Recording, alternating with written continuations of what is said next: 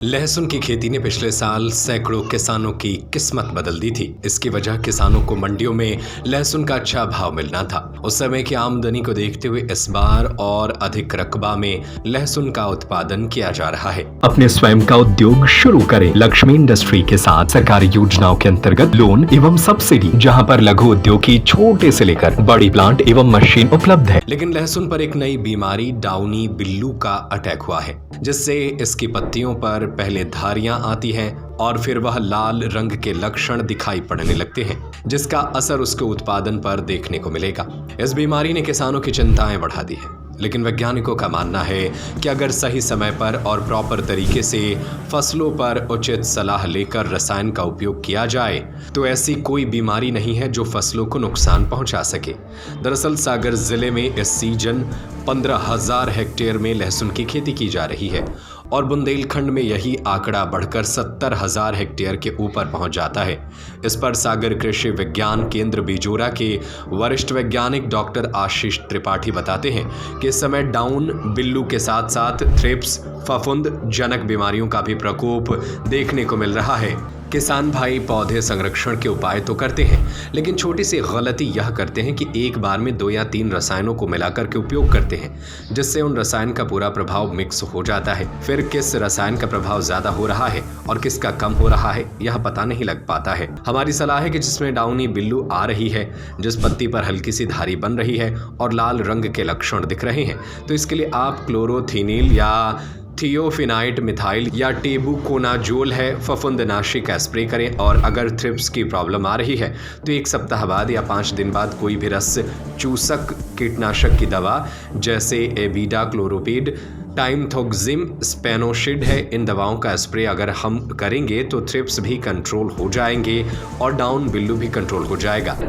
Actual में क्या है, लहसुन में समय पे इसमें खासतौर से थ्रिप्स का प्रकोप होता है और डाउनी बिल्लू और अन्य जो है जो फफूंद जनित बीमारियां, उनका भी प्रकोप होता है।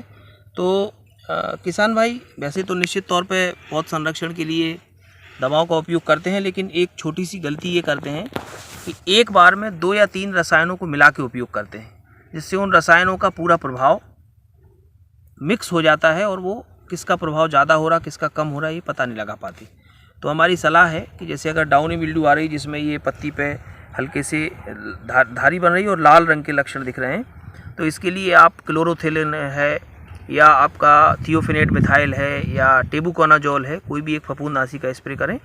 और यदि थ्रिप्स की प्रॉब्लम आ रही है तो आप 1 सप्ताह बाद या 5 दिन बाद आप थ्रिप्स के लिए कोई भी रस चूसक कीटों की दवाई जैसे एबिडाक्लोप्रिड है, थाइमेथॉक्सैम है या स्पाइनोसैड है, ये दवाओं का स्प्रे अगर हम करेंगे तो थ्रिप्स भी कंट्रोल हो जाएगा और ये भी कंट्रोल हो जाएगा।